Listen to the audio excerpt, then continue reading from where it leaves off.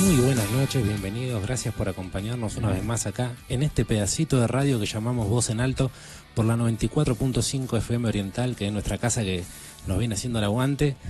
Una vez más con la compañía de Alan. ¿Cómo estás, Alan? ¿Qué tal? ¿Qué tal? ¿Cómo están todos? Muy, pero muy buenas noches ya. Ya estamos... Está queriendo oscurecer ya, sí. Pero bueno. Bueno, espero que se encuentren todos súper bien. Los vamos a estar acompañando las próximas 2 horas, tratando de temas espectaculares. Sí, siempre buscándole la vuelta a temas que no sean tan comunes, ¿viste? O tan, no sé, podría decir cotidianos. Pasamos también a darle un saludo a nuestra radiooperadora Vero, que está ahí en los controles, siempre poniendo toda la magia. Y vamos a presentar el tema de hoy que estamos aprovechando, digamos, la entrada de que ya estamos 20 y pico, ya se viene el famoso Halloween, ¿no es cierto?, el Día de Todos los Muertos. Y vamos a aprovechar para contar algunos relatos paranormales sobre sucesos extraordinarios que, digamos, no corresponden adentro de lo que sería una lógica o no tienen una explicación. Entonces uno lo considera paranormal, algo anormal. Pero en sí todo esto iba con una trampa, porque mi teoría era que los sucesos paranormales realmente no son tan anómalos, tan poco frecuentes, ¿no? Que sin embargo uno no se da cuenta, pero si empieza a dialogar y a conversar con personas, con uno, con otro, se da cuenta que la gran mayoría de la gente tuvo alguna vez algún encuentro con lo paranormal, o con lo misterioso, o con lo mágico, y todo corresponde, digamos, incluso hasta la ufología, ¿no? La creencia en ovnis y el estudio de ello, corresponde a lo que se llama paranormal, porque todavía no tiene una explicación concreta o una demostración científica que, digamos, le dé como una validez de que existe, ¿no? Digamos, dentro del mundo escéptico de la ciencia, lo que no se puede comprobar, no se puede creer en su existencia. Pero aún así podemos asumir y partir de la base de que conforma parte de nuestra realidad y que, si bien no todos quizás tienen la oportunidad de evidenciarlo, es tan tangible como lo cotidiano. Además, en esta estadística que fui formando, en la cantidad de gente que me fui encontrando, me di cuenta que 9 de cada 10 personas al menos creen en lo paranormal, ¿no es cierto? Y que de ese 90%, el 80% vive algo paranormal.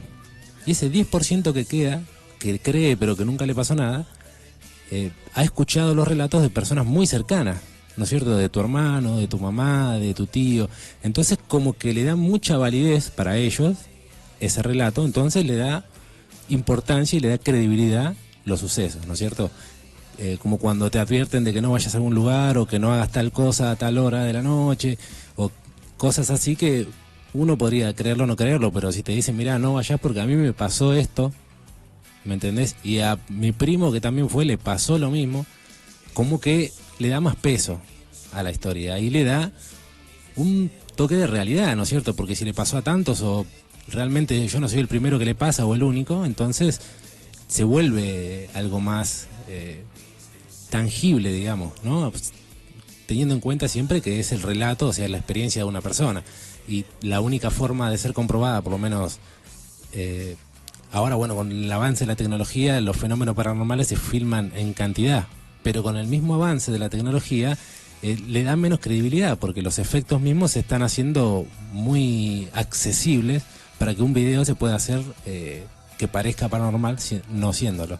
Por eso los sucesos realmente paranormales se suelen estudiar, ¿no es cierto?, y se suelen seguir, y se toman evidencias científicas, ¿no es cierto?, no concluyentes, ¿no? Como por ejemplo utilizan mecanismos para medir la frecuencia electromagnética, sensores de movimiento, cámaras infrarrojas y cámaras de temperatura, y en muchos casos en los lugares donde se encuentran fenómenos paranormales tienen resultados anómalos, ¿no es cierto? Tienen una diferencia, no es que es igual en todos lados, el mecanismo funciona, en ciertos lugares genera cierto tipo de energía y de campo magnético o presencia, lo que sea, que afecta de alguna manera a los artefactos, digamos. Claro, complementando justamente lo que veníamos hablando en el programa anterior acerca de las energías y el tema de la reencarnación y toda esta transición de lo material a lo espiritual.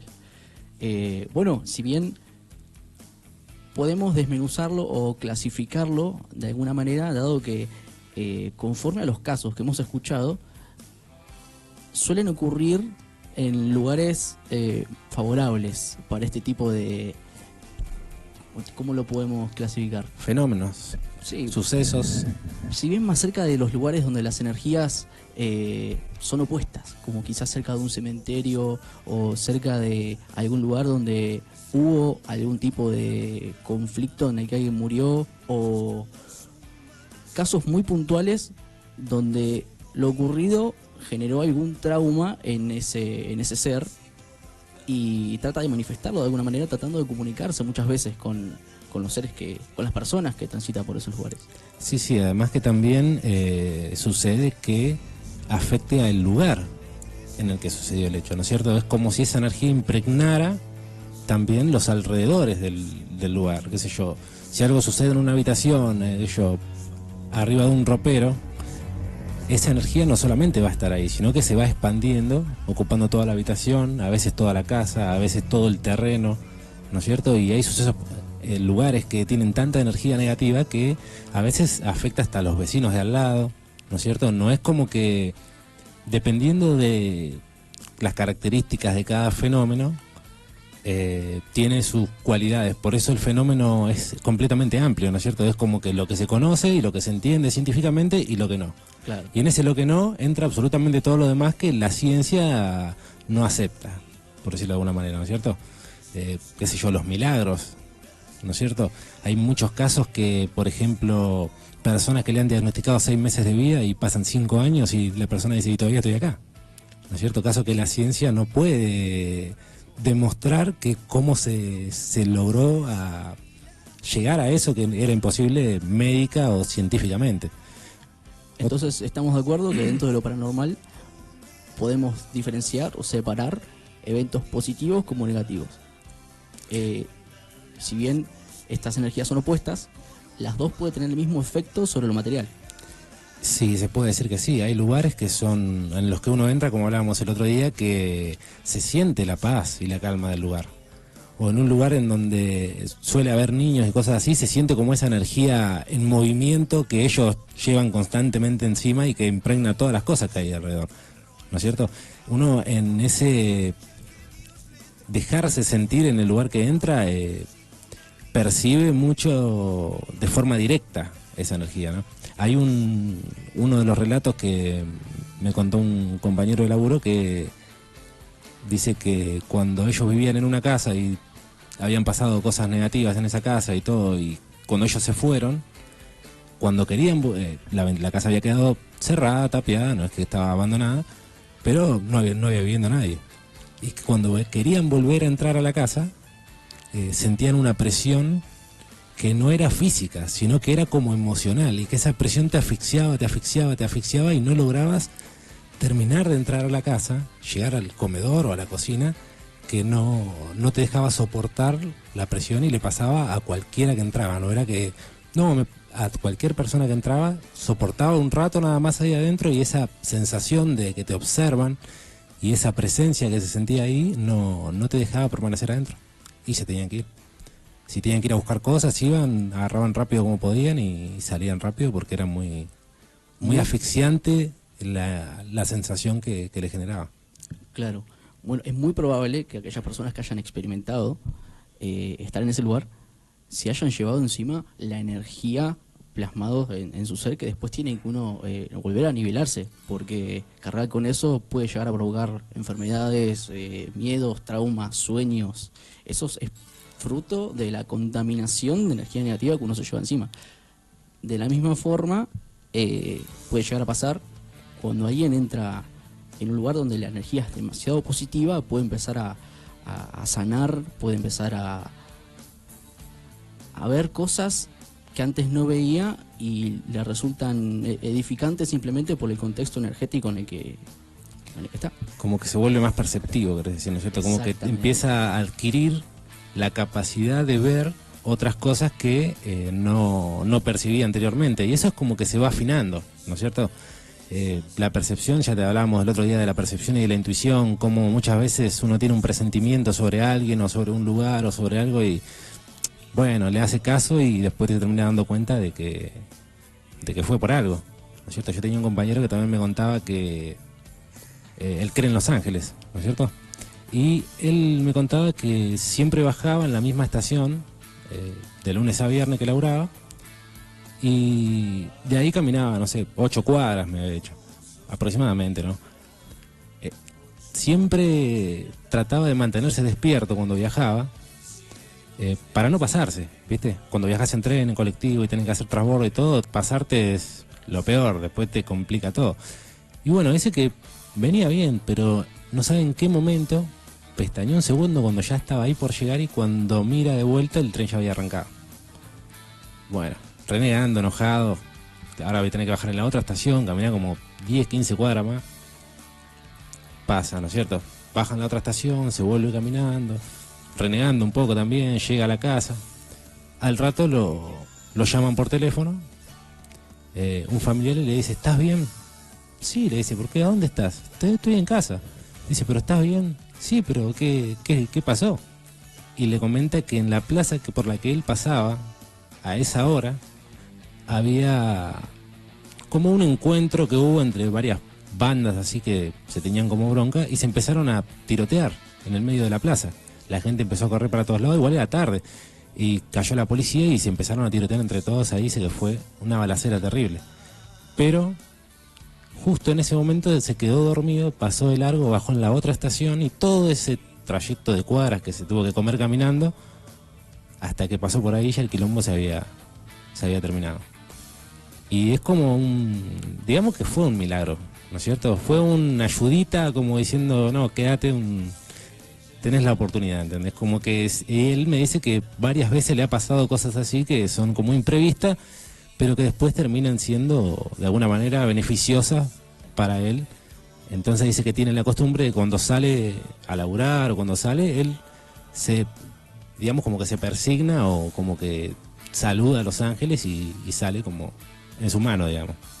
Claro, claro. Afirmando de alguna manera que lo que uno cree, el hecho de creer, facilita mucho a la manifestación de aquello a lo que uno le deposita su fe. Es como abrirle la puerta hacia cualquier, digamos, la entidad que se quiera mostrar o manifestarse. Bueno, podemos hablar de muchos, entre comillas, mitos. Si bien conforma parte de la realidad, hoy en día, como están las cosas, es muy, ¿cómo te puedo decir? Accesible de poder escuchar relatos de personas que lo vivieron así en primera persona y han visto fantasmas, duendes, ángeles, demonios, criaturas que se conocen mitológicas, pero que lo han visto en sueños o lo han visto en la ruta, en lugares desolados donde energéticamente es neutral, en lugares donde, bueno, energéticamente, más allá del extremo positivo o negativo que demuestren, tienen una intención de comunicarse. Y mira, la verdad es que así como nosotros somos presencias, ¿no es cierto?, entidades en esta realidad de 3D que tenemos, nosotros estamos como en varias dimensiones al mismo tiempo. También pertenecemos al astral, que sería la cuarta dimensión, por nuestro cuerpo espiritual. Nuestra alma pertenece a otra dimensión, que es la dimensión de las almas. Pero todo esto está encajado dentro de este cuerpo humano para poder percibir las cosas que en esas dimensiones no podemos, ¿no es cierto? En una dimensión donde tu cuerpo no es físico, como en la dimensión espiritual, ¿no es cierto?, donde se hacen los viajes astrales, en donde se manejan cierto tipo de entidades beneficiosas como también malignas, dependiendo de a dónde vayas. Es como todo. Si vos acá te vas, que yo, a un lugar recontra peligroso, que hay gente muy violenta, vas a encontrar exactamente eso. Si vas a un lugar pacífico y tranquilo, vas a encontrar lo mismo. Entonces, depende siempre de hacia dónde te dirijas, ¿no es cierto? Entonces, en esta dimensión astral, ¿no es cierto?, no tenés percepción física, porque tu cuerpo físico, en el momento del viaje astral, está durmiendo. Está en tu cama durmiendo, te desdoblás de tu cuerpo separás tu parte espiritual de tu parte física y comenzás a caminar o viajar a distintos lugares de donde vos quieras, ¿no es cierto? Es un cuerpo como de ensueño, se le dice, ¿no es cierto? Es un cuerpo que se puede manipular porque es liviano, no tiene peso de estado físico, pero tiene otras percepciones diferentes. La visión es diferente porque ve energía, ya no ve materia como estamos viendo nosotros. Y así como, por ejemplo, una persona que es... estas personas que no pueden ver los colores, que ven en blanco y negro, no puede ver lo mismo que nosotros vemos porque ve el objeto, pero no puede ver con la definición de los colores como nosotros vemos un azul, un rojo, un amarillo. Ellos ven en diferentes tonalidades de grises. Entonces ellos están percibiendo otra realidad diferente con otras cualidades diferentes. Así, cuando uno se desdobla de su cuerpo físico y viaja en el astral, uno tiene otras diferentes capacidades de percepción, ¿no es cierto? El que tiene mejor vista verá más detalladamente acá, ¿no es cierto? El que tiene discapacidad visual va a ver menos. De la misma forma, las percepciones en los diferentes niveles son diferentes. Por eso sus cuerpos también son diferentes. Como hablábamos en el programa de que hablamos de la gente sombra, hablamos de casos de personas que vieron las clásica silueta humana larga o con sombrero o con los ojos rojos, diferentes clasificaciones de este tipo de entidad, pero tiene como las mismas características principales, ¿no es cierto? Una silueta negra, una sombra que aparece, que se cruza por atrás, o muchas veces que uno está acostado y la ve directamente en un lugar y hasta a veces se te acerca, ¿no? Y esta situación te hace entrar en pánico, porque suele pasar en los momentos en los que uno tiene ese estado de ensueño y estar despierto y dormido, en los que uno se siente despierto pero su cuerpo todavía está dormido y no puede moverse y siente esa asfixia, ¿no es cierto? Tiene un nombre, ahora no me sale, pero bueno. ¿Parálisis será? La parálisis del sueño, exactamente. Digamos que ahí estás en el umbral entre las dos cosas. Y estos fenómenos paranormales se manejan con sus propias reglas por este mismo motivo, ¿no es cierto?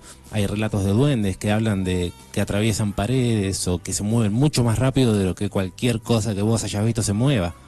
Entonces, por ese motivo mismo no se puede comprobar científicamente, porque es un fenómeno caprichoso que maneja sus propias reglas y su propio tiempo, y uno no puede adaptarlo a este método científico que pertenece exclusivamente al mundo físico, ¿no es cierto? No puede demostrar algo que no pertenezca al mundo físico, porque las herramientas que usa para medirlo pertenecen a este tipo de cualidades.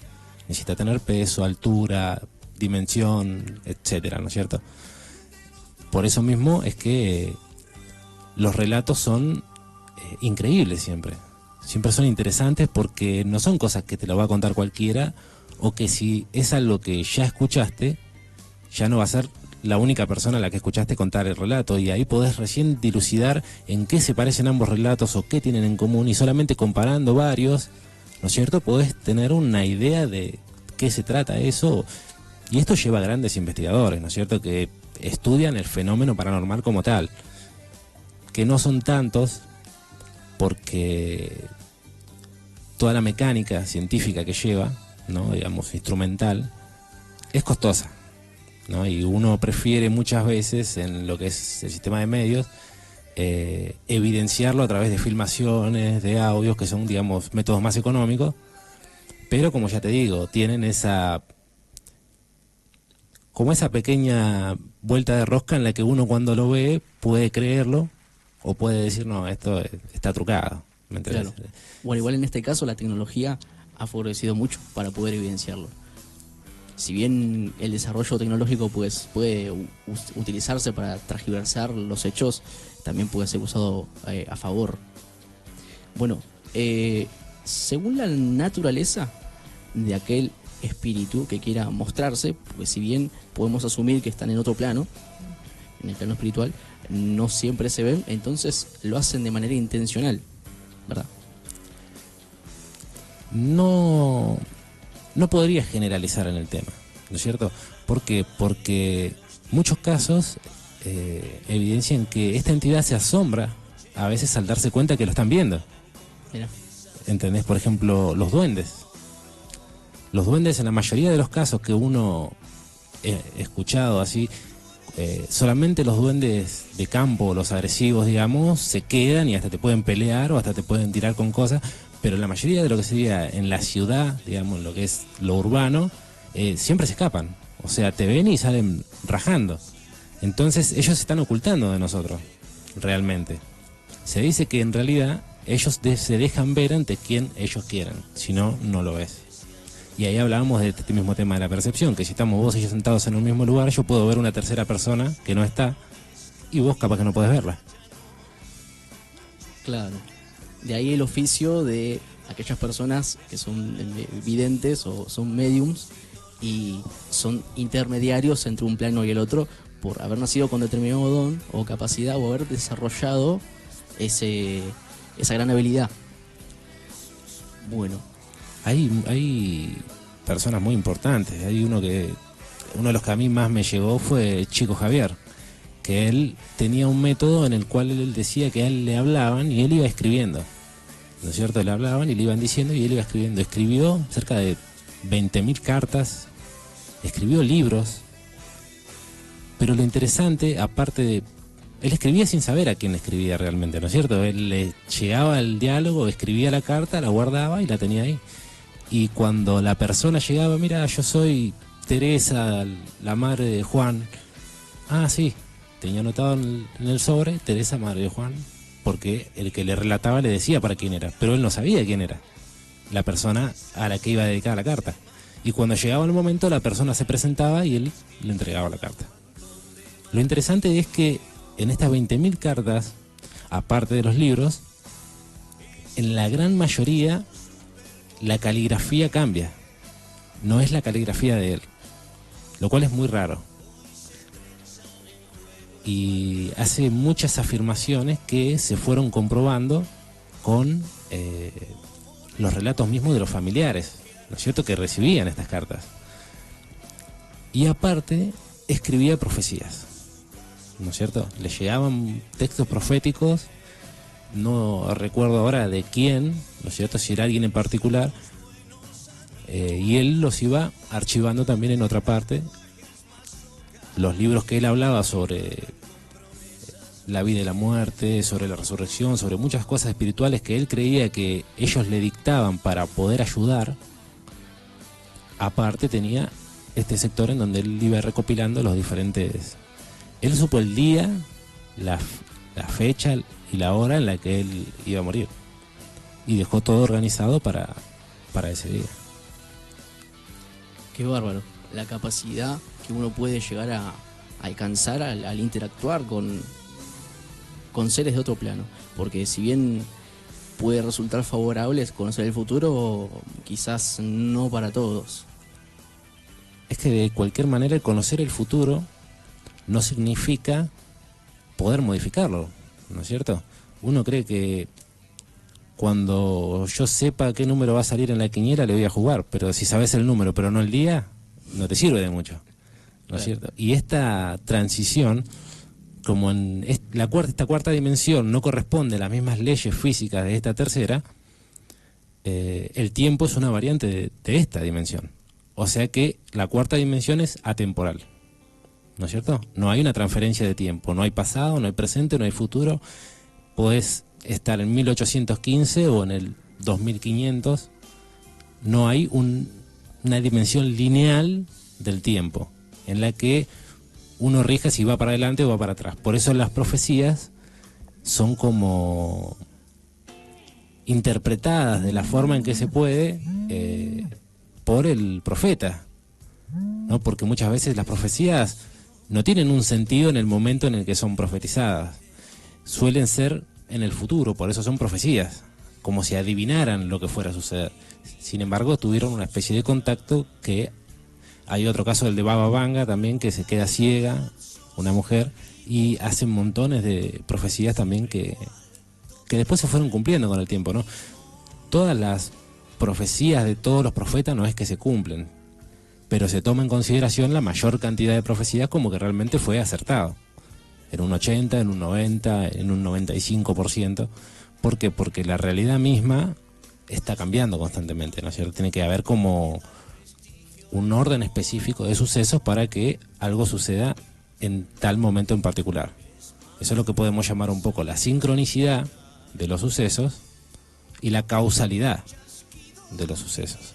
Para que este teléfono llegue a mi mano, tiene que haber ido primero a ese local al que yo iba a ir a comprar. Primero tuvo que salir de la fábrica hasta ahí y se tuvo que... Algo sencillo, pero que llevó un montón de procesos y causalidades para que ese teléfono llegue hasta mi mano. De la misma manera, los sucesos paranormales tienen su causalidad. Gran parte de lo que es la fundamentación que le damos a la casuística paranormal corresponde a la energía, ¿no es cierto? Estados de energía de la persona, alta o baja, lugares cargados de cierta energía, entidades hechas de energía, y todo gira en ese ambiente, porque en la cuarta dimensión, en este mundo astral, ya no existe la materia, sino que existe la energía, y todo está conformado de energía. Y las entidades que solemos tener contacto o solemos ver suelen ser del astral, pero de lo que se le llama bajo astral, que sería el astral, pero en la zona de más baja frecuencia, ¿no es cierto? Que se encuentran las emociones más negativas, como decíamos, la persona, las actitudes y las expresiones que tiene, si son más energéticas, más alegres, más efusivas, por decirlo de alguna manera, su energía se nota que es más alta en la persona, está más activa, va bien, está como siempre energizada. Y cuando la persona tiene ese estado de vibración baja, suele tener pensamientos de vibración baja, envidia, ira incontrolada, tristeza, ¿no? Muchas veces la depresión, son estados de energía muy baja. A veces estados de salud también te pueden poner en un estado de vibración baja, porque vos podés estar bien y de pronto te duele la rodilla y ya vas rengueando y te va doliendo, y eso te va generando un desgaste emocional y energético. Prácticamente van relacionados lo que es la energía y las emociones, porque las emociones son un tipo de energía. Claro, bueno, partiendo de ese punto, he visto que en diferentes casos coincide el hecho de que muchas veces, cuando alguien tiene una experiencia de esa naturaleza, pueden detectar en sí mismo una decadencia energética en el momento en el que se manifiesta ese ser, y al punto de desmayarse, que le baje la presión. ¿Podemos asumir de que estos seres se alimentan de nuestras energías negativas? Nuevamente estamos en esta bifurcación en la que podemos admitir, ¿no es cierto?, que sí, deliberadamente ciertas energías se alimentan del mismo tipo de energía de la que forman, pero digamos que esos serían los casos negativos, ¿no es cierto? Claro. Los casos positivos, digamos, irradiarían esa energía positiva y que uno la percibiría, ¿no es cierto? Podría adoptarla. Mayormente se dice que en los casos, en los encuentros de una persona de más alta energía y una de menos energía, la gran mayoría de los casos, el de alta energía suele levantar la energía del que está más bajo, y no al revés, que el de baja energía hacerle bajar. Por eso digo, no en todos los casos. Por eso no podemos generalizar. Pero sí podemos decir que en muchos casos este miedo, esta sensación de ansiedad, esta sensación de que te están observando o algo, genera ese estado de miedo y de, digamos, nerviosismo y estrés, que va generando un desgaste emocional y energético, que a la vez va encadenado con un desgaste físico también. Las ganas de comer se te van, el cuerpo te empieza a doler, y todo va como relacionado. Entonces, digamos que cuando uno empieza a percibir este tipo de situaciones negativas, puede muy probablemente generar ese estado de dependencia de esta energía de nuestra emoción y aumentar, ¿no es cierto? Quizás pasaba una vez al mes o una vez cada tanto, y de pronto empieza a pasar 2 o 3 veces al mes. Entonces se empieza como a transformar en un círculo vicioso en el cual la persona empieza a entrar en un círculo de miedo. Por eso el miedo es la herramienta más fuerte que ellos tienen para intentar, porque no se puede, doblegarnos. ¿no es cierto? El miedo es la herramienta principal que la entidad negativa usa para controlar o alimentarse de nuestra energía, porque la energía negativa no puede alimentarse de energía positiva. Necesita de la energía negativa, de la emoción o del sentimiento que ellos necesitan. Pero hay muchos tipos de fenómenos, no todos necesariamente se alimentan, muchos solamente suceden como ecos en el tiempo de alguna marca energética que haya quedado en algún lugar, ¿no es cierto? Ahora vamos a ir a un pequeño break de 5 minutos, pasamos 2 temitas y volvemos y pasamos un par de relatos, ¿te parece? Sí, espectacular. Enseguida volvemos en 5 minutos.